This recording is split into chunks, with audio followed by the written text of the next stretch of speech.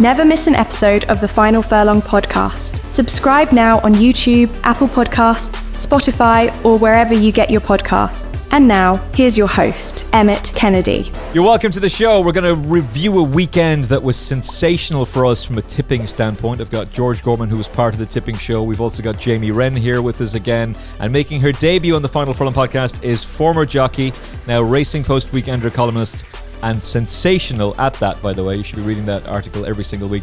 Georgia Cox, you're very welcome to the show, Georgia. Thanks, it's good to be here. And it's great to get your insight as well. We're going to begin with the review of the Irish Derby, which went to Lambourn for the first time since 2013. The Derby 1, 2, 3 all rematched at the Curragh. Lambourn becomes the 20th horse to come out on top to do that big Derby double, Epsom and the Curragh, after a titanic tussle with his stable companion, Serious Contender. Eventually he pulls clear of his stablemate, but it was pretty tough going there for a little bit. He is the sixth Aidan O'Brien trained horse to emerge victorious in both of those races, and it's Aidan O'Brien's 17th success in the race. It's a race he farms, George, and in hindsight we should have just gone, obviously he's going to win. Yeah, no, 100%. I think we did. I think sort of most of the panel came down on Lambourn in the end, didn't they? Unfortunately, we were robbed of the trifecta that we tried to sort out. But that's close. I think there's sort of a couple of ways of looking at this. You sort of look at the Derby 1, 2, 3, finished 1, 3, 4, and go, oh, well, the Derby form's rock solid then. Which then means Serious Contender must be the unluckiest loser of all time at Ascot. He must have bumped into an absolute rocket ship. I did say on the last pod, I thought it was probably the one ride from Ascot Ryan would have liked to have had back was Serious Contender. I'm slightly differently though. I think the Derby was run at a hell of a pace and the three horses that stayed best came to the fore. And I think that sort of happened here again. I'm sort of more inclined to think Lambourn, Lazy Griff and Tennessee Stud are nice horses that probably need a little further. And that's evidenced by the out-and-out mile-and-a-half horse that you wouldn't have given a prayer. They got beat off 92 a week and a half ago or whatever in a handicap. Suddenly comes and runs down the middle of all of them like that. I just think they were all outpaced at various stages. Tennessee Stud, Lazy Griffin, Lambourn obviously was sort of outpacing himself, if that makes sense. Like Ryan was at pains to get him rolling from 5 furlongs out. And while we know that's like no strange thing with Ryan, like he never goes for a stick till the 2-pole. He was, I think when a jockey rides a race like that, it sort of implies that they don't think the horse has an abundance of class when you're riding to turn it into a complete and utter sort of slog. Obviously it was a way to get the race won, and it was nice to actually see Ryan smiling so much after the race. I don't know if he was thinking of his nominations for another double Derby winner, but yeah, possibly. But I'm sort of inclined to think that maybe the 3-year-old middle distance horses aren't that good, as backwards as that sounds, having seen the 1, 2, 3 in the Derby finish 1, 3, 4 in the Irish Derby. It's just the Serious Contender thing I can't get out of my brain. He was unlucky. He was obviously was very well in off 92, but it's a big leap from being well treated off 92 to finishing second in Irish Derby. And it just doesn't quite ring true to me. I think he might be the one horse that was good enough to run his race over a mile 4. In fact, quick enough to run his race over a mile 4, if that makes sense. But yeah, we can throw the Dante form well and truly in the bin now. Rubbish. That's it done. If you're holding on to any hope for that Dante, it is completely, utterly out the window now. I'd struggle to have anything too nice to say about any of the rest of them, to be honest. Yeah, I would too, Georgia. Aside from the fact that it's really nice that 11 years ago his sire won this race, and back in 2001 his grandsire won it, and he's carrying on that tradition. That's cool, and you can go for that narrative if you want. Lambourn is a slightly confusing horse in the sense that he was really comfortably beaten in a group race as a 2-year-old by Hot as Hell.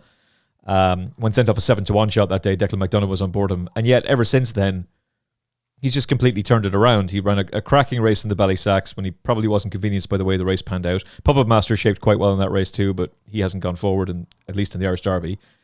All he did was stay and show a class at Chester. It's a similar performance at Epsom. It's a kind of a similar performance at the Curragh. And I understand where George's concerns about Serious Contender are coming from, but it does require a bit of context. Aidan O'Brien was given a few interviews beforehand on Racing TV, and he was joking about how they thought Serious Contender was a certainty for Royal Ascot. Now, he wasn't backed that way. He drifted from 5s to 7s on the day, but they thought he was an absolute banker in that race. And then Aidan was laughing about how, Ryan just told us the horse that beat us was put into the King George only a week ago. So maybe that form is just red hot, that Merchant is a superstar, Serious Contender is actually quite good. Or maybe the middle distance division, as George says, isn't that great at all. Yeah, I think I agree with what everybody has thought. It wasn't the best visual. They were all getting squeezed turning from home. And I think Aidan O'Brien's comments, you talked about his form as a 2-year-old. Aidan O'Brien's comments saying if he was in the wild, the lion could jump on his back. I think he is just generally a really laid-back horse, and they are a bunch of stayers, like proper stayers. I think Lazy Griff looks like he could be a cup horse, like another DXB that the Johnsons had before. And the Johnsons are in such hot form. 30 winners in the last month today, 30 winners in 30 days, bookended by 2 places. Strong contender, I do believe that Merchant is a good horse, and I do think that he's probably going to be the flag bearer for Sunville Lodge with economics still on the sidelines. So, I can see that, but I do think they are going to be, a lot of them are going to be cup horses next year. Which of them would you take out of the race going forward? And does Lambourn strike you as a horse that should be going for the St. Leger? Because the more you listen to what Aidan O'Brien is saying, it sounds like that's not what they're going to do with him. No, and I read in the paper this morning, I think they're going to try go big with him. Like you said, Galileo, Australia, he's by one of their own active stallions that I don't think they'll want. If you go to the St. Leger, you're guaranteed to be a National Hunt stallion. So. Yeah. And a lot of the Irish Derby winners, have gone to be National Hunt stallions. They bought Hurricane Lane to be straight to the National Hunt. Serpentine's a gelding in Australia. Aidan O'Brien was very sharp to defend the Curragh, and I think they are going to be sharp soon to defend the whole race. And they need to make him a stallion. It would actually be great to see him drop back in distance at some point, if that's next year or what. I don't think he looks like a horse. But for them trying to save the race a bit more, I think that needs to happen at some point. Yeah, it looks like they're going to try and do what they did with his grandsire, Jamie. It's kind of strange to be comparing Lambourn to Galileo, one of the greatest we've ever seen. But they're going to go for the King George with him by the sounds of things. Now, it'd be very interesting to see if they do line up in that race, what does Ryan Moore do? Does he ride Jan Bruegel if he rocks up to that race, or does he ride Lambourn? Does Lambourn become number 1? Is he good enough to win a King George in Jamie Wrenn's humble opinion? No, I'm with George here all day. Yeah, I think it's not a great bunch of 3-year-olds, Colts at the moment. Emmet, to be honest with you, I didn't rate it. Look, exactly what George is saying. Look, how can we crib an Epsom Derby 1, 2, 3, finish 1, 3, 4? But it's exactly what George says, and I'm agreeing with him totally. Like, Serious Contender was too close for my liking, put it that way, Joe. But it's typical though, Aidan O'Brien running a horse in a handicap at Ascot and then comes back to Group 1 in the Curragh, and then this horse out of nowhere finishes second after it couldn't win off 92 in Ascot. But if Merchant's any good up to 103, I just see their Merchant is 20 to 1 for the King George. They have to be thinking Group 1's down now after the way he won at Ascot. But is he good enough to win a early Merchant? I'll hold fire on that. But would I be backing Lambourn for, say, King George or an Arc de Triomphe? No, because I think he'll set it up for someone else. A closer and with a better turn of foot. The only thing I'd say is Kalpana was winning handicaps off a mark in the 70s. And it turns out she's a proper Group 1 horse. Like Merchant, could remind you of who's that horse who still have the track record in the King George? That crowd won a Harbinger. The same kind of crowd, but they go down that King George road. Highclere, yeah. That's what I'm saying. Will they go down? I think they have no choice but Merchant now, Emmet, to go down to the King George route, because he's obviously improving at the rate, and that's exactly what you said with Kalpana last year, improve with the handicaps. But I think it's a poor year, but I think we with the form of another race we'll get into, I think I could have the Arc winner, yeah. Ooh, okay. Well, we can move swiftly along unless anybody else has any talking point from the Irish Derby that they want to bring up before we switch to the feature race on the Saturday. No, I think all good. Well, obviously, King George is going to be a great race. Mm-hmm. Yeah, the King George is going to be a cracker for sure. The Eclipse this weekend is going to be a cracker as well for very different reasons. But It's interesting to hear Georgia make the point that if they want to prove this horse commercially as a sire, he is going to have to drop back at some point. And the race that would scream as the most likely is the Irish Champion Stakes, because that's the proper race that they can turn into a real stamina test. You would be amazed if something didn't emerge between now and then that will have too much toe for him. But that is the race that they can set up to really turn into a dour stamina test. It worked for Auguste Rodin. I'm not so sure it will work for Lambourn, because he's going to be out in the front end. So I don't know how you turn it into an out-and-out stamina test, unless you just use his proven stamina to try and burn everything off. But and at the moment, they do have to step him back down in trip if they're going to turn him into a commercial stallion prospect, because sort of quite a lot's been made of his temperament, which screams jump stallion. He's a dual Derby winner, screams jump stallion, and like I think Wayne Lauder maybe got a bit carried away on Derby Day, saying, "Oh, he could easily go up in trip." You're sort of going, Wayne, quiet. You meant to say it could win a July Cup. Yes, yeah. Doesn't look good in the brochure if the winning jockey's like, oh, he could win the St. Ledger. That's not, no. As Georgia said, if you entered the gate for the St. Ledger, you're devalued as a sire immediately. It's depressing. It's really depressing that the oldest classic in the world, like that would have been a race you would have dreamed of winning as a jockey, Georgia. Now it's national sire if you win that. Yeah, it's such a shame. Like, I was looking back to see who's the last stallion that's still respected as a flat stallion who won St. Ledger, and it's probably Camelot. But it is a very hard buck to trend. Sweet justice for Camelot. They should have given him that race afterwards. Justice for Camelot. Anyway, that's an entirely different conversation that could send us down a completely different rabbit hole. Let's switch to the day 2 feature race from the Curragh, because it's a 3-day meeting. That's another topic in itself. But the Pretty Polly Stakes, for the first time since 2019, went to the classic generation as Whirl burned them off from the front. She was well backed, 13-8. It's huge money for Kalpana. We were in the Kalpana camp. Most of us were. It's weird when it's then morning of the race and you're seeing Kalpana odds on. You're like, oh, she shouldn't be that short a price. And my instant reaction to the race afterwards was, George, I still like Kalpana, and I think she's a big player for the Arc. But every time I look up when I'm watching either Racing TV or Sky Sports Racing, I'm seeing a Wooden Basset win a group race in Paris Longchamp, group races at the Curragh, group races at Ascot, group races left, right, and centre. These Wooden Bassets don't stop. She's still progressing. She's still improving. She's surely an Arc filly. Yeah, no, 100%. Look, the last race she actually won over a mile 2 was back in April 2024. That was literally the very beginning of last season. Like, she's almost every single time she's sort of run over shorter than a mile 3 since then. She's been beaten. I know it's a small sample size.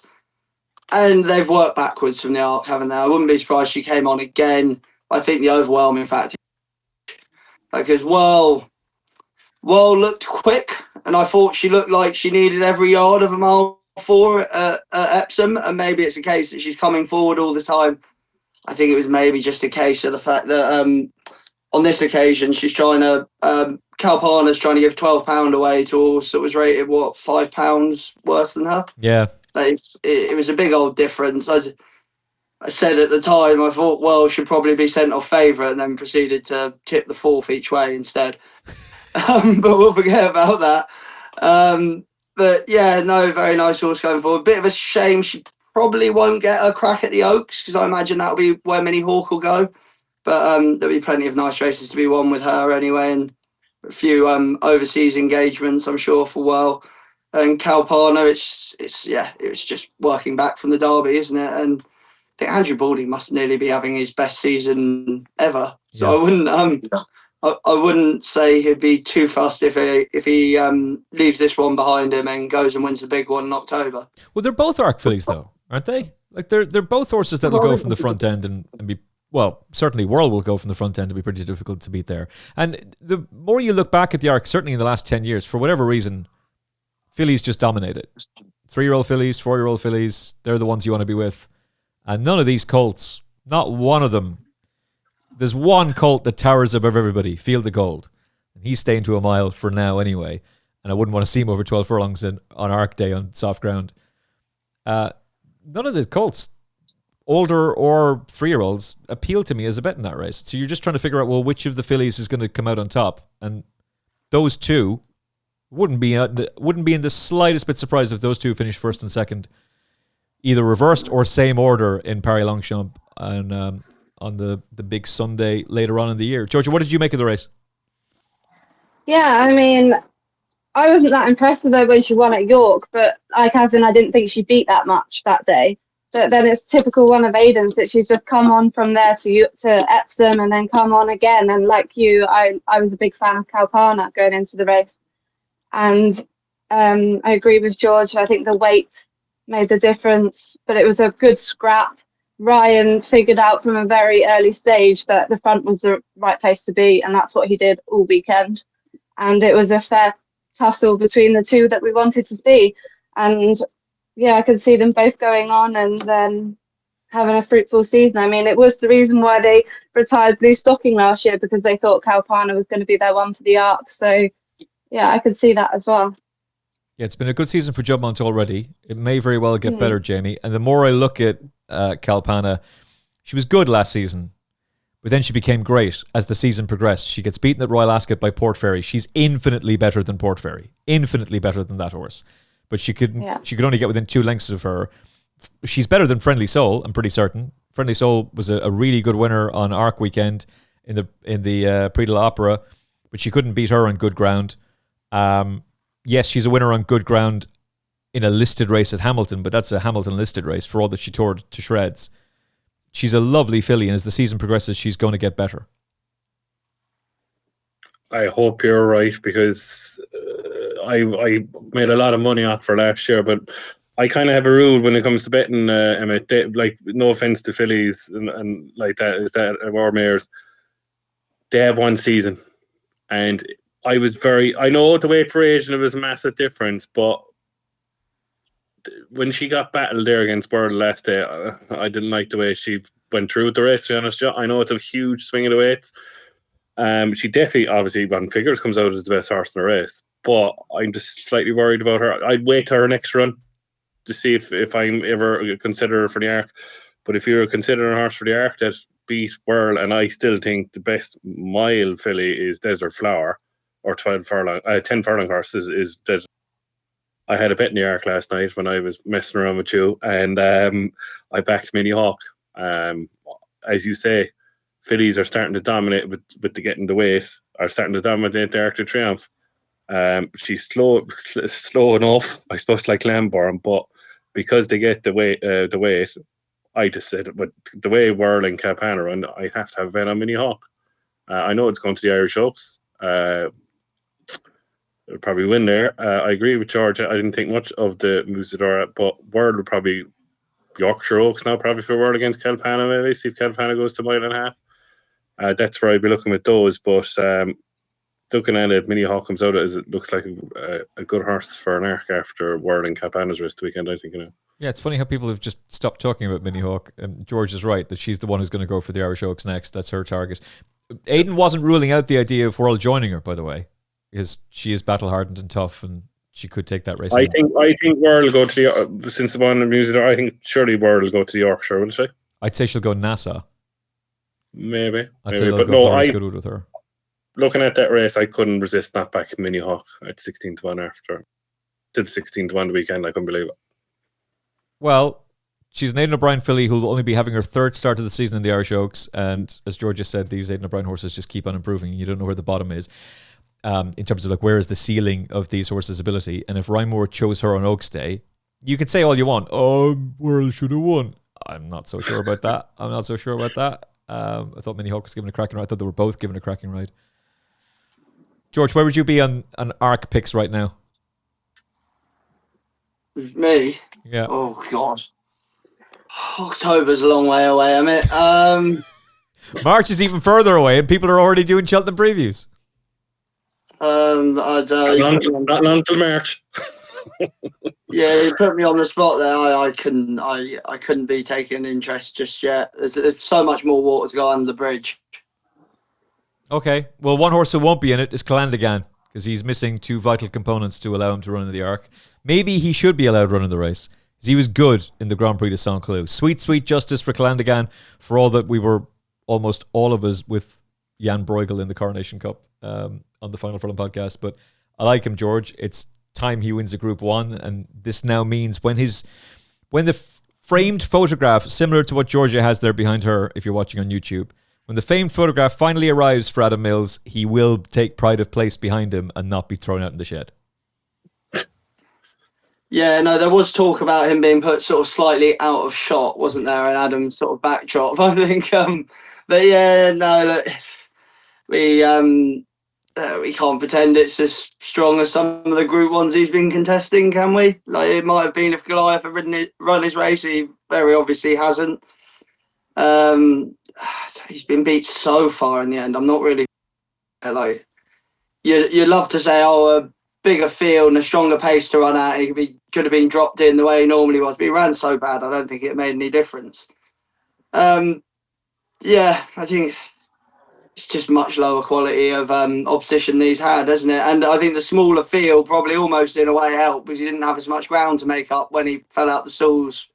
Well, he didn't fall out the stalls as badly as usual, but yeah, I haven't really got a whole lot to say about it. I think he was 1-2 on, and he won like that, really, didn't he? Yeah, he did, and he's now a 4-1 shot for the King George, which rumor has it that's the race he's going to be going for. You'd like to see the defending champion there, but considering the fact Goliath was beaten a distance, it's not exactly an ideal prep, Georgia. What do you make of Calandagan's prospects in the King George and going forward? I mean, he's an interesting horse. I think yesterday was the most straightforward he's looked. Whereas when he comes overseas and it's a rougher race, that he does tend to look unlucky, and he's not the most straightforward sometimes. But he won so comfortably yesterday. That would be good for his head, and it's going to be a very good King George. Goliath, I mean, there was a few big blowouts this weekend, and Goliath was one of them. And I mean, they say that he's fine. There's nothing wrong with him, but that was definitely a head scratcher. It was a super confusing run from him. It was also confusing that the betting in France was pretty much telling you that's what was going to happen. Calandagan was a really strong choose-on favourite, and Goliath, who'd been very impressive on his comeback run, couldn't give him away over there. Yeah, that was slightly concerning as well. Betting for the King George as things stand, Jan Bruegel 5-2 is the top price. He's 7-4. 7-4 with one for Calandagan 5-2 in and around. You can get 4-1 with a couple of firms. Kalpana's 7s. The winner, Rebels Romance, is still available at 10-1. All right, if you want to give the money away, fair enough. Thanks very much. And then you got Saucy and a couple of others there at 12-1. What did you make of Calandagan, Jamie? Your favourite horse? Goliath. There must be something wrong with Goliath, or they're pulling the wool over, or he's in France anyway after that run. But no, poor Group 1. Move on. He'll be placed in Group 1s towards the rest of the year. That's about it. Like, I wouldn't be backing him for the King George. I know his most impressive ever victory was at Ascot last year on the eye, but no, I'm kind of giving up on it. That ship has sailed now with me, Emmet, after losing to Jan Bruegel in a battle at Epsom. Yeah, he's just smashed up the arc runner-up in L'Aventure, and she'd been trained for the race, and her connections were giving it the whole hoo-ha about she was going to run a massive race, and Calandagan's laughed at her. No. Move on. So you can't fool Jamie Wrenn. His fingers have been burnt one too many times by Calandagan. Yeah, he's like, I've seen this show before. You exactly took the words out of my mouth. You know exactly what I'm thinking. Yeah, he burnt me too many times.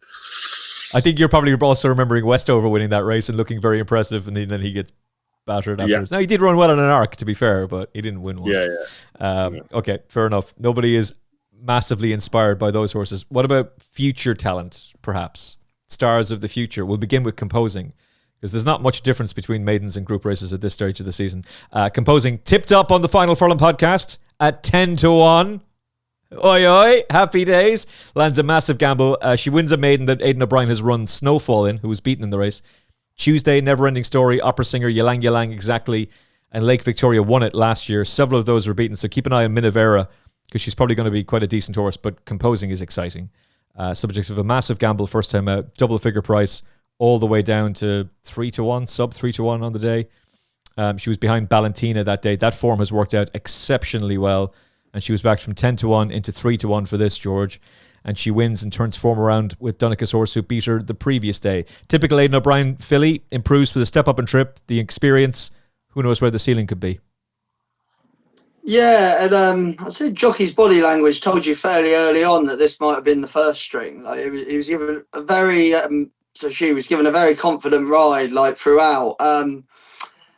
Minerva, I'll be a little concerned about. Like that's, she wasn't great going down to post. Like she was, She got very, very, very wound up, very sweated up. I know it's early doors, but like yeah, you couldn't be just bearing in mind connections. No, they should be shorter than she probably should be next time out. Having said that, despite doing all of that, you're sort of shocked to look at it and see that she came ninth. Because last time I looked at her at the Furlong post, she was half making her way into the race. So there's obviously an engine there, but a head that needs sorting out. Let's say as for the winner, I think the market and the ride given to the horse told a very different story to which colours she was wearing and which jockey she had on board. I'd say someone did very well out of it, including listeners of the Final Furlong podcast. Very nice horse going forward. Yeah, if she's taken that big a step from through her first couple of runs, then who knows how big the next step could be. Yeah, the maiden she ran in first time out, Georgia, the form of that is unbelievable. Valentina finishes third in the Albany. Beautify comes out and wins the Group 2, beating the previously unbeaten Lady Aman. We'll talk more about her in a second. She's now come out. The Donica horse has finished second again. Form looks very, very strong. That maiden also has a good track record as well, that previous maiden they ran in. So she's run in 2 very strong races traditionally, and she's put up a very professional performance. I think she's a really smart prospect going forward. Yeah, I'd say she'll be in stakes company next, won't she? That'll be on the agenda next. And it's just same again, another straightforward Wooden Basset that's come on from the run and got the job done. Ryan on the wrong one again, but yeah, I mean, I'm sure she'll be in stakes company next time. So I have a quick question for you about that. One of the things I love about horse racing is the fascinating thing about breeding and bloodstock. You could have a full brother to a superstar, a full sister to a superstar, and they're totally useless. You could have previous proof 5 siblings beforehand, they're all no good, and then one emerges and it turns out to be a complete rock star. From a sire perspective, Wooden Basset was a really good 2-year-old and a 3-year-old. And yet, not only is he getting precocious, speedy 2-year-olds, he's getting horses that are progressing with age as well. Is that just one of the mysteries of racing?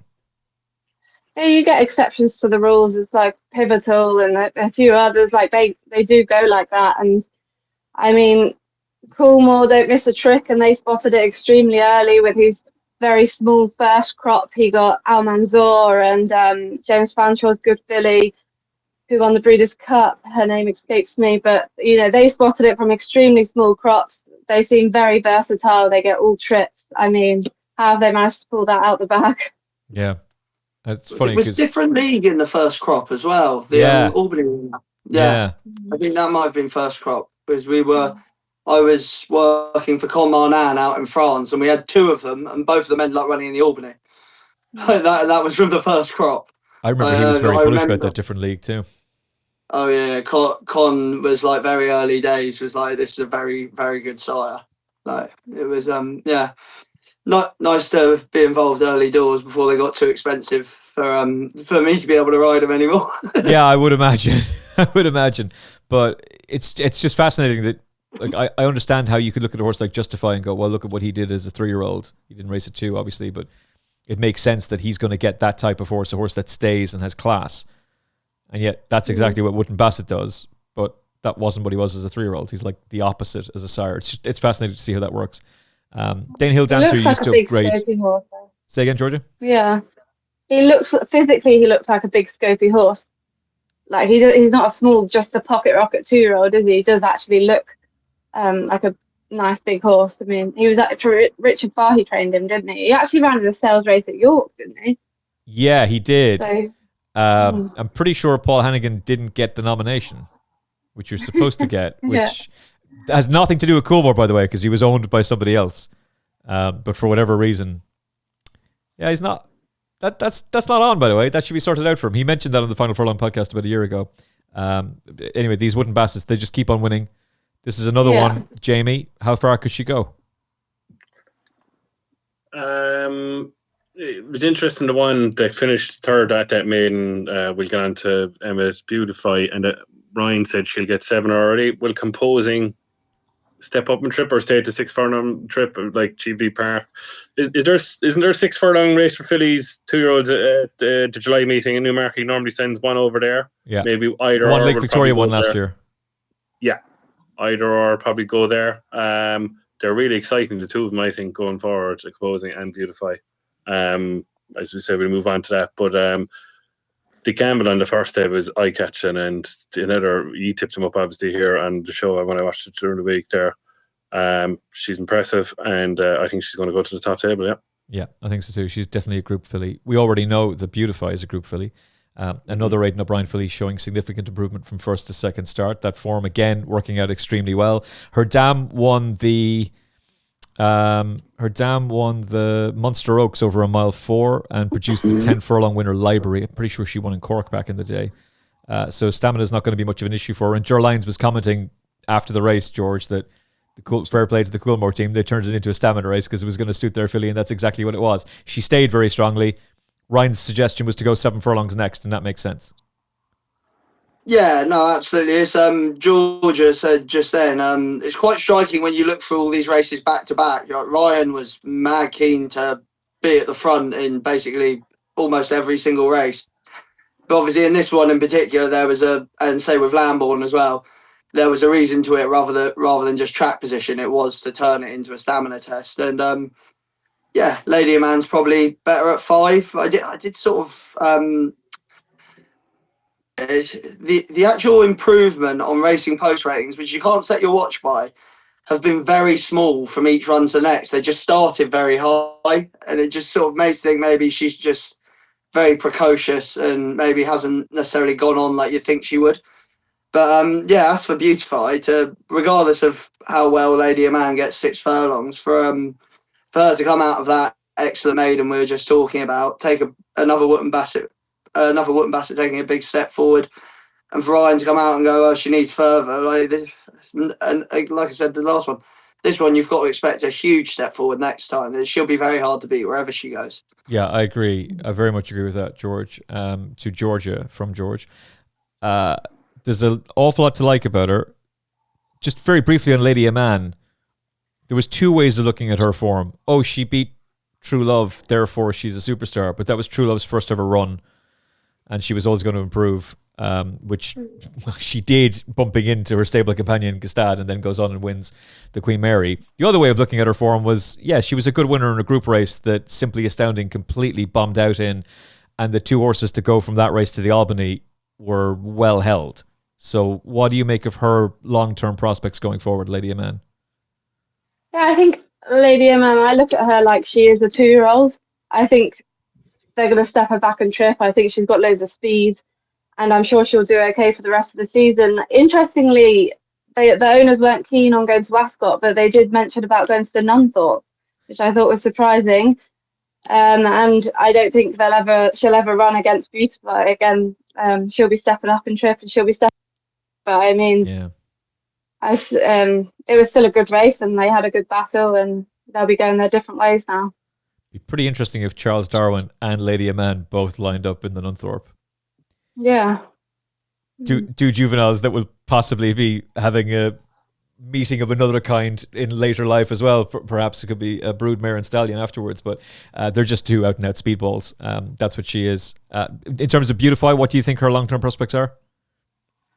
Yeah, I think she's got her stepping up and trip. I think Ryan knew exactly what he was on. You know, Lady Imam loomed up and he was already kicking and lengthening, and he knew that she was going to be staying on to probably 7 furlongs next time. So, yeah. Okay. Jamie, your thoughts? Yeah, I'm totally with Georgia after the race. Yeah, she has to go back to 5 furlongs, Lady of Man. I suppose you'd have to question the 6 furlong race she won at Naas. Like Signora did nothing for the form in the Albany, was well beaten. So you have to think about that as well. But at the start of the season, I suppose she looked very impressive. Beat True Love at over 5 furlongs. Beat True Love well, but as you said, it was the first run of the season. Went on then to lose. Won a Royal Ascot. The form is still there, Emmet. But I hope her form wasn't at the start of the season and tails off at the end of the season. And that's a little bit of a slight worry I have about Lady of Man now.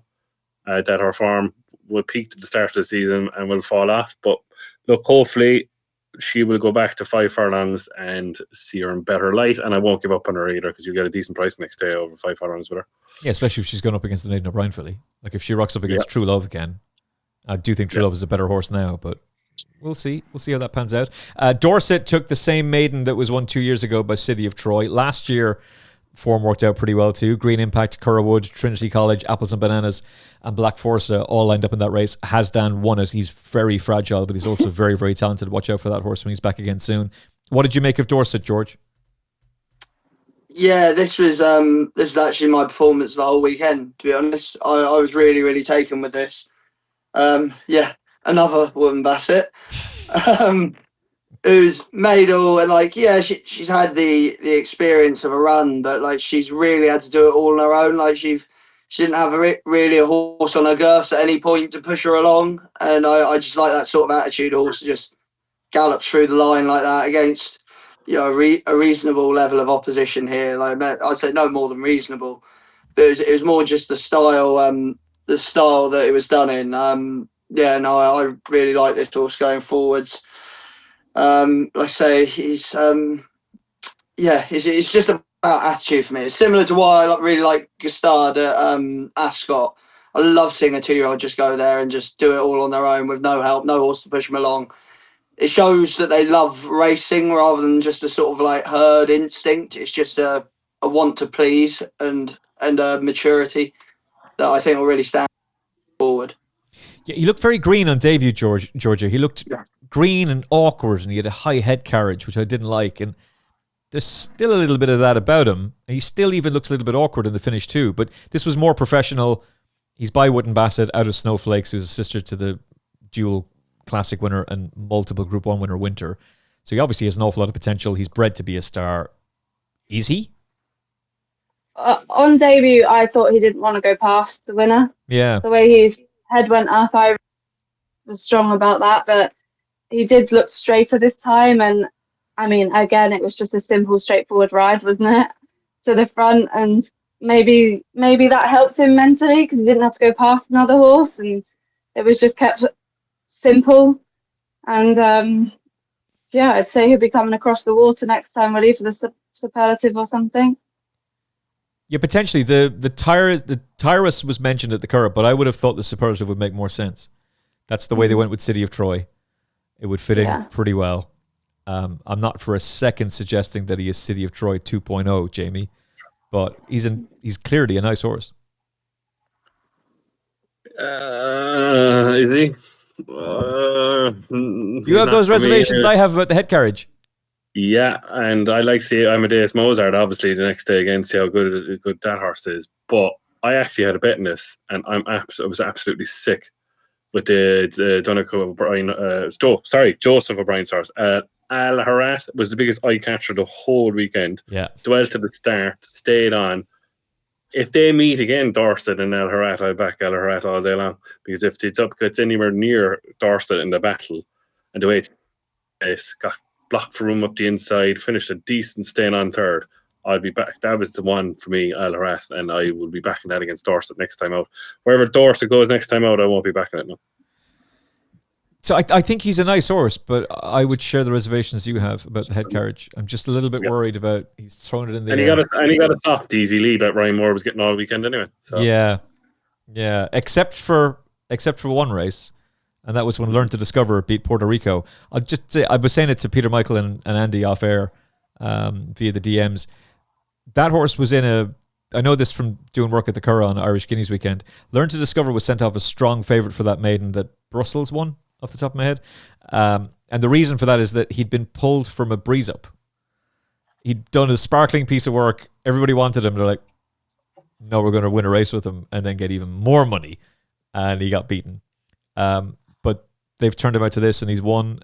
Puerto Rico was sent off very, very strong in the betting. I know there's a few people who were reaching for the sick bags on the back of that performance. But I think Learn to Discover is a nice horse going forward, and I'm sure Puerto Rico is as well. So just keep an eye on all of them.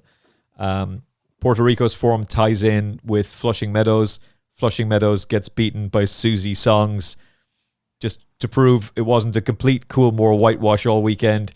Chalk another one up for Ger Lyons for that matter. This was a smart performance, and George Gorman was all over Susie Songs, so take a boo, son. Yeah, no, I was taken with it. It's actually quite small. She was a fair bit smaller than I thought she was. Than I thought she had. Than she had looked in her first run. Not much to say at all. Really. I think she obviously got a bit further, but I think she was the best horse on the day. I think Flushing Meadows obviously did hang a little bit, which probably made the job slightly easier. It might be the case for now that Susie Songs is just a bit more forward, and maybe Flushing Meadows will improve past her.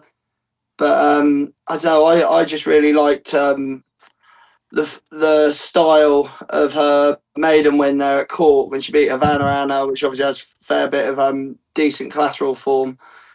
Yeah, I think she was like the size of her is what makes me go, well, maybe she's just a bit forward, and the fact she's by Star Spangled Banner, there might just be a fair bit of early speed in her. But look, we can't be deciding that she's just a 2-year-old before we see her again. Probably in something a little bit better than this. Like I say, she's obviously black type now, so that bit's sorted. So it's just shoot for the stars now. Yeah, what did you make of Flushing Meadows, Georgia? Well, what's your thoughts, or your opinion even on Susie Songs too? But Flushing Meadows been sent off 2-9. 2-9. Yeah. Well, I thought Flushing Meadows was backed as if defeat was out of the question, and. I don't think there was any fluke about it. The winner got no cover, still looks green, and Flushing Meadows had the rail to run against, and still got beat. So, based on the market expectations of Aiden's, I thought Jer might have a good one. It's the third time he's won the race. He said he's never won the Moyglare, and that's probably the route she'll go to. And obviously, he won the race last year with Babouche, so he knows what he's got, and he knows what type of horse to send here. Yeah, and she looked as though she needed the 6 furlongs. Like she would go further. The further you go with her, the better she's going to be. Now, the reason that he hasn't won a Moyglare is because Aidan O'Brien tends to have a very strong group of juvenile fillies, and if he doesn't have them, Jessica Harrington does, and if she doesn't have them, Joseph O'Brien does. But she's going to go there with real potential, Susie Songs. Yeah, I think so. I think Star Spangled Banners are tough, and they normally get 7 as their trip, I'd say, and they like a stiff finish and they battle it out. So, I hope he gets that monkey off his back. Yeah, that's the thing, Jamie. Everything was in Flushing Meadows' favour. He was backed as though defeat was out of the question. He had the rail. He was on the front end. Aidan O'Brien's going to win his 13th, a record-equaling 13th running of this race, the Anglesey. Here comes Ger Lyons to fight one back. I thought it was a really smart performance. Yeah, well, like Flushing Meadows only went that price, Emmet, because of the first 2 minutes of Aidan O'Brien. Everyone was betting on that. But I actually tipped Susie Songs on Joe's channel. I was really confident about her. I agree with Georgia. They like winning their own race. The Moyglare, she definitely looks like she needs further. I didn't think there was much in between them, even though she's a filly and getting £3 from Flushing Meadows. Flushing Meadows Maiden that Evening Blues is really well beaten, and obviously that was second to another one of Aidan O'Brien's, who's still to come back, Albert Einstein, who was the main horse really for the Coventry, and Gustad duly obliged. But Susie Songs, she's small, she's probably exactly what George says, a bit more forward at the moment, but Flushing Meadows going forward. I said it on Joe's show last day, definitely down the pecking order when it comes to Aidan O'Brien's 2-year-olds, and I was happy to take it on with Susie Songs, and hopefully she'll improve to the Moyglare. Yeah, I don't know how far down the pecking order he was, to be honest. Like they backed him really heavily first time out as well. There's a bit momentum in the back and 2 to go. I met that time. Momentum of O'Brien winning first 2 races, but not. I think that was stupidity to go off 1-5, 2-9. Like it was crazy. It was crazy. So I was delighted. I said to myself, keep drifting, Susie Songs, lovely stuff. Well, so I was happy. George is logged off to go count his winnings and work out just how. He did. I remember. Yeah, he tipped the horse up. Yeah, he was very bullish about Susie Songs, actually. Yeah, I was bullish myself. It was the end of Joe's show, and he said, "Do you have any other horse to cover the break?" Yeah, the Susie Songs would be Flushing Meadows, and I was happy with the drift. Good man. Yeah, bigger the price, bigger the bet is how those things work out from time to time. Okay, we're going to talk about the sprinters, 7 furlong horses, and kind of milers, and they're all much of a muchness, with maybe the exception of a couple. So we're going to just heap them all in together. We got Diligent Harry, Kiki. I love this horse. Absolutely love him. I was so confident he was going to win. That was a pleasing result, especially the way that race panned out. Skakuzi, you can say the same thing about. Drifted in the betting, but that's probably because he's Ed Dunlop. Ed Dunlop doesn't really come to the Curragh, and when he does, he tends to walk away with a win. First, Bertilio gets her first win since her juvenile days. Native Warrior was pretty good in the handicap, and we got Squealer foiling the JM Jungle momentum, but he still ran a cracking race. Which of those ones do you want to go with, Jamie? My biggest bet of the whole weekend, Emmet, was I nearly had a heart attack. I backed first Bertillo. I could because he was getting so much weight. I should have spoken to you beforehand. I made a right messy yesterday. Sigh of relief. I tell you that now, when the horse's head nodded. Squealer and Kiki. Yeah, that Kiki is a good horse. Where are you going next? Are you going up to Group 1s now? No, Eddie was talking about going for a handicap at Ascot. Over 5 furlongs? Yeah. When's that on? Is that on King George weekend? Yeah, I think it's the big valuable race just before the King George. Yes, it is. Yeah, I know the one you're on. I can't think of the name myself off the top of my head. There were the two really out of that. Is it the Moet and Shandon? Something like that, yeah. It's something like that. But it's definitely at the King George meeting. There's definitely a 5 furlong big handicap sprint, isn't there? Yeah. Georgia, are we wrong or are we right? Yeah, no, I think you're right. Yeah, but I can't think of the. I can't think of the name. Right, yeah. George might know. George, you know the big. Is there a big 5 furlong handicap Ascot King George weekend? King George weekend. They used to have the ladies amateur sprint, didn't they? So I don't know if they would have 2 big sprint handicaps on the same card. Is that no longer an amateur race? That one. It might well be that's what they've got there now. Was it the Longines race? Longines race. That's used to be the first race of the day. You get a lot of the same horses from. Is it? Oh, that might not have been 5 though. Because I'm trying to think. One of the girls in our yard nearly got a ride on that Pistoletto in it, and I'm sure he was 6, 7 rather than 5. Eddie Lyndham's on about bringing Kiki over for a big sprint handicap at Ascot, and I think that's the next one, isn't it, Ascot? Yeah, I think so. Yeah, you could go to one of the big sprint handicaps at Goodwood either if you wanted, but it was specifically Ascot was mentioned. But he's a group horse. I mean, let's not make any mistake about it. The Moet and Shandon is the 7 furlong race, so I was wrong about that. He can't run in that race unless they give him a sex change where he starts identifying differently, which I suppose he could. Whatever. There's a Whispering Angel handicap. You get more than 30 grand for that, though, wouldn't you? It's Class 2 handicap. He could end up in that. Yeah, it's probably the Whispering Angel handicap is the one he's talking about for about 30k. With the rest, Emmet, Diligent Harry, it's all about a race, and I've no interest. Quinault, I was very disappointed with. You're burying the lead there. Tipped by me on the Final Furlong podcast because I did a complete about turn. I did a complete about turn at the last second. It was like, hang on a second. You did a last minute change and it worked for you. Get rid of it off. Go with Diligent Harry. We end up getting the 1-2. Happy days. Well done. Quinault, I was very disappointed with Lake Forest. Obviously, Lake Forest at the collateral form with Lizette, like from Rose Hill last year in Australia. Beat Lizette over the 7 furlongs. I don't know what's after happening to that horse, but I think it was too close after the Queen Anne. Yeah, that's First Bertillo, I think that was her big day because of the amount of weight she was getting. I know she's won first race. She's won since her 2-year-old days, and she looked a very good horse as a 3-year-old. Sorry, but I wouldn't be going anywhere near her for the future. No, I think she had her day the weekend. Native Warrior, I think I backed the second in that race on Saturday evening. With Sylvester de Souza. I can't remember the name of the horse. I was out with a couple of mates of mine and we backed that Sylvester de Souza horse. But yeah, he's definitely a horse going places, Native Warrior, for bigger handicaps down the line. Squealer, where'd you go with him? I don't know. And Sakusa seems to be absolutely in love with the Curragh. Yeah. It just screams at that. Won a big handicap, obviously, the previous meeting. Now won a listed race. He'd have won the Hunt Cup. If the ground was suitable for him, he'd have won it at Ascot. Where he goes now, if there's another race over the same distance, Emmet, the Curragh, if there's a Group 3, Group 2 or something on another day. Maybe thing that stuck out in my head, is it remember they used to call it the Boomerang Mile, is it, in Irish Champions Stakes? Yeah, at Leopardstown. Maybe there. That was the race that was in my head as well, actually. Yeah. The one that Diego Velázquez won last year. That's it. Yeah. And all Prendergast used to have a few horses that used to win that race years ago. Yeah, so, well, Boomerang. I'd always call it, it's a Group 2, isn't it? But it's a Boomerang Mile. I always have it in my head. That's that race. Yeah. So Sakusa could go there, yeah. Okay.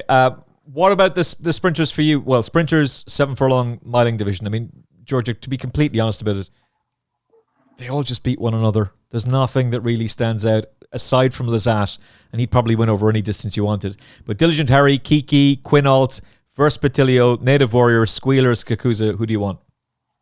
Yeah, I mean, for me, with kind of Blue being another bomb out, I just think that something had to win the race. I mean, he's a consistent 8 times, but that's his first win at stakes level.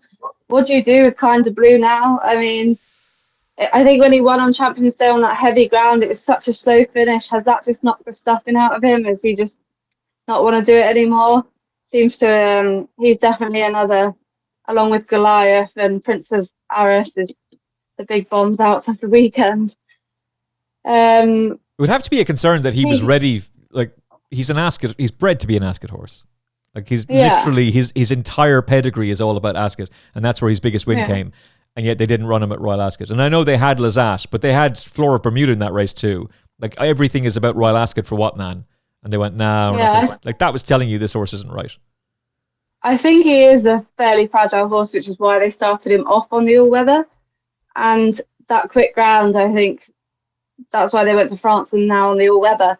So, yeah, I mean, I don't know where he's going to turn up next, because I think they thought they were having a confidence booster there, dropping down in grade, but after that, I mean, you just don't know what to do. Kiki has been climbing, a winner of 4 races last year, won off 93 ranks. He was over the moon to win that race, wasn't he? He said he'd been targeting that edge, so that was great. Quinault, I thought, just blew them away, didn't he? Yeah. He took them all out of their comfort zone, and he's so tough and gritty, he just held on, and it was great for Stuart Williams. And Lake Forest backed up too quick, and William Haggis said that in his interview today with Matt Chapman. So, yeah, Vespertillo, I thought she done well because she came from behind, and I didn't think they went that fast, and I thought she'd done well to come from behind, but didn't do a lot in front. You could see her change her legs as soon as she just about got to the front. Another Knight Thunder that's got loads of speed. He had a good weekend, and her dropping back and trip did well. Native Warrior, I think he's got more up his sleeve, and he won better than the winning distance suggests. Back on the right path after being gelded with the visor and dropping back to 7. When he ran at Royal Ascot last year, he finished 3rd behind Mickley and Sakusa, so that in the Britannia, so that form is just, red hot, and I think he would be one to follow from the future, even though I thought it was a bit of a pace collapse. Expect to see him at Glorious Goodwood next month. Yeah, and you would imagine Glorious Goodwood would suit him as well. I'm trying to remember, has he run there? He has. He was 2nd at the meeting last year, so... Yeah, I think we'll see him there, and I think he's definitely a horse to follow. Squealer has been in good form since coming back from Bahrain, and he's taken advantage of a fallen mark. That's the way I saw it, and I still think if he goes up 4 or 5 pounds based on his old form, he'll still be on an okay mark. I didn't think it was that surprising for a York race to not have that many runners, but I suppose they all would have ran in the Palacewood of Holyrood House Stakes. So, yeah, and Sakusa of Red Dunlops, I mean, that's just Ryan Moore for you. Last time he was dropped out, this time because of the track bias, just bowled forward and just kept going, and he looks extremely progressive as well. George, out of all of them? That is all of them. You have covered all of them brilliantly, and I'm stealing some of those notes to put into the tracker as well. Diligent Harry, Kiki, Quinault. By the way, shout out Andy Newton. He's on holidays. He's in Italy. He's going to be staying an extra week after Quinault. What a fantastic tip that was. 12 to 1. That's where you listen to the Final Furlong podcast. Andy Newton back on the show very, very soon. Take a bow, son. Verse Batilio, Native Warrior, Squealer, Skakuzo. Who do you want, George? I can tell you the ones I don't want. But Skakuza on the face of it is probably the best performance of the week out of those. But like I say, the only small caveat is that front running bias at the track that weekend. But it's so much, such a classy performance. It's hard to imagine that made all the difference. Kiki, piece of it, very impressive. I'm a little concerned that he was sort of first of three in a small group on the far side. Quite how much that played into his favour is really hard to tell because there are only two others there. I think one of them finished sixth and the other one finished tailed off, but it was a 66 to 1 shot. It's really hard to know how much he benefited from that. What do we got? Native Warrior.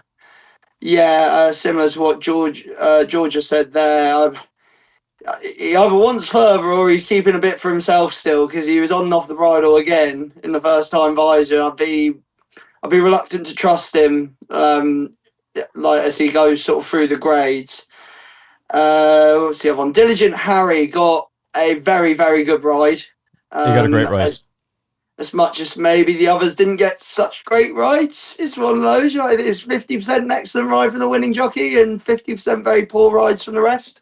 But then, let's say, it's always that thing in a race. Very easy to say about the jockeys afterwards. Go, they just let it go. You're like, well, if you're the one to chase him, you're not the one that's going to beat him. You're always waiting for someone to give you a lead, and sometimes these things happen.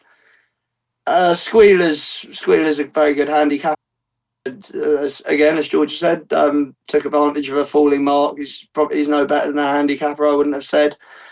Who have I missed? Kiki, Skikuza.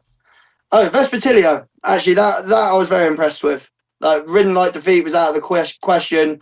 Weaving in and out of horses a la Richard Hughes and Soul Power back in the day. You know, it was a very enjoyable watch. If there's a horse that maybe can progress from listed into group company out of these, it was a very good performance. And like, yeah, I really like that. That smacks of a horse to me that's improving fast. Like that's probably the one, as well as Skakuza, I'd take out of it. The others, I've just got little niggles about all the others.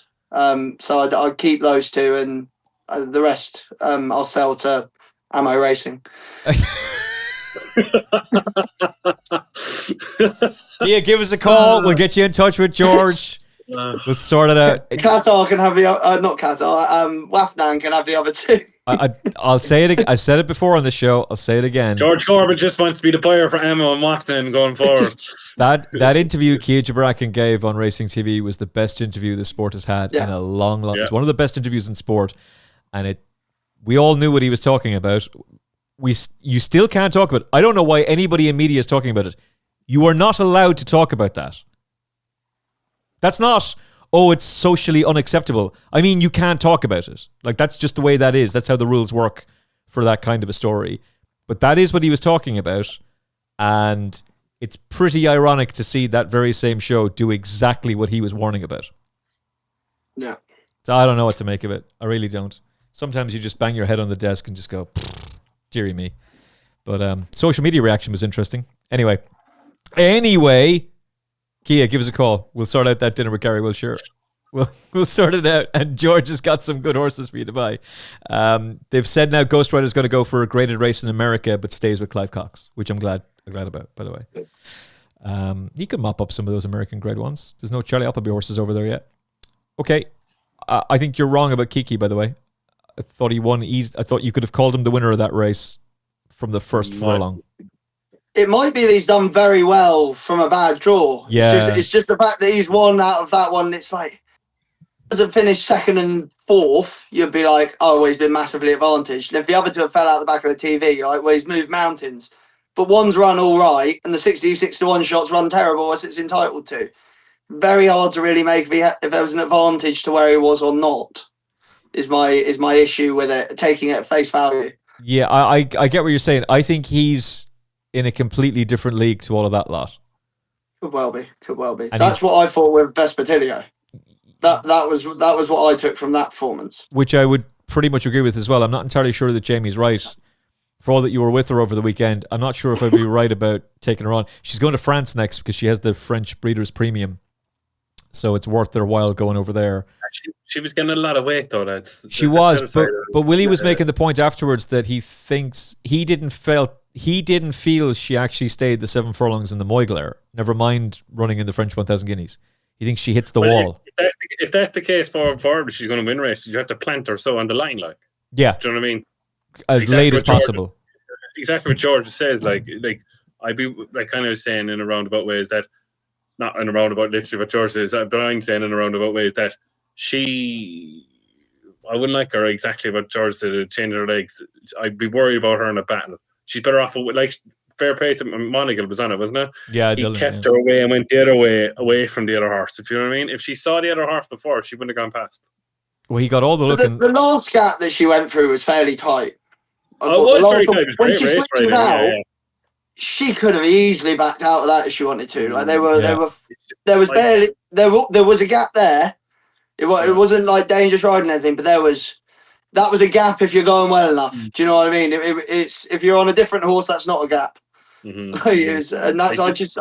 I wouldn't have the same reservations about her attitude just based on that. Oh, I'm not questioning the attitude, George. Yeah. I totally see where you're coming from, especially with the gap. Like, it's just, I think she just needs to be planted, and you can't do that all the time. Yeah. It's very hard to do. You know yourself, it's very hard to do. And one of these, there'll be another race where the big Gossie is on an actual going day at the Curragh, and then he'll be the one who'll come out on top. That lot just beat each other. They just beat each other over and over and again. Yeah. Dylan got the look in that race. He got no look whatsoever on Bizet. Oh my goodness. Mm-hmm. And to see Fleetwood still in the tracker at 20-1 with not a bean on him, and then the Bulger representative saying afterwards, "Oh yeah, he's flying at home." How could you back a horse beating 80 lengths last time out and 50 lengths the last time he was on the flat? Oh god, that was depressing. But well done to the Bulger team. And if you want to buy Fleetwood, he'll be at the sale, I think, next week. Okay. Anything else? I know George has got a comprehensive list of horses to watch out for from the last few days, like a detailed, incredible. Get your notepad ready. Jamie, do you have anything else to watch out for from the last few days? No, I think you've covered everything, really, Emmet. I was kind of busy yesterday. I only watched really one race properly with the Derby because of something else was on. Yeah, and then you're just WhatsApping me all day about, "You'll never beat the kingdom of the kingdom." You'll never beat the kingdom, boy. I don't even know what the hell. Didn't even know what he was talking about. George, for you. I would just bring it back to what's the horse in the Pretty Polly that finished fourth. We might take the long way of Joseph O'Brien's. Like, it was outpaced sort of turning in, stayed on very well. I wouldn't give up on her yet, but she want to go up in trip. She won at least 1.5 miles, but she did stay on quite strong. Like she was going to finish out the back of the TV at one point and very nearly nabbed third. Like she's one for the tracker. As much as you can say that about a horse that's running the races that she's running. No, I would agree with that. Definitely want to keep on side. Georgia, for you, your list. Everybody, get yourselves ready. Put your feet up. Here we go. What do you got for us, Georgia? I'll try not to make it long. Obviously, when I've been listening to the podcast and a horse to look forward to, I didn't want to just say the same as everybody else. So I've gone different. I haven't spoken about. The first one was Daritz, who won the Group 2 in France. You know, everybody was talking about Rafe Beckett being held in the same regard as Charlie Appleby and Coolmore last year, where I also think Francis Graphite should be up there too in that top tier of trainers. He looks like a progressive see the stars. His debut was in April. He's now 4 from 4. He looks like he'll stay 1.5 miles, no problem. It was a typical French race. They didn't go much for pace. Bay City Roller of George Scott's took up the running, turning for home at his first try over 10 furlongs. And he went past him, no problem. George Scott's horse, I think, will have his day in autumn ground. So, you know, he's got some knee action on him. I think he'll have a good day in him, but I think he definitely wants softer conditions. So I thought he would be an interesting one for the Arc. And then the other one was a 2-year-old of Carl Burks and Shaco Bades at York, Hanklow. A big, gross horse, United Thunder, again, another speedy horse from United Thunder. And the horse who finished second of Jack Shannon's was 3 lengths behind Humidity in a maiden before he then went on to win the Cheltenham. So I think it would be good form. I think he doesn't look like a 2-year-old. I think he won't be campaigned like a 2-year-old. He'll be campaigned in those good races going forward. So yeah, they were my 2 that I picked out from the weekend's racing. Just on Darius, they were talking about the Grand Prix de Paris.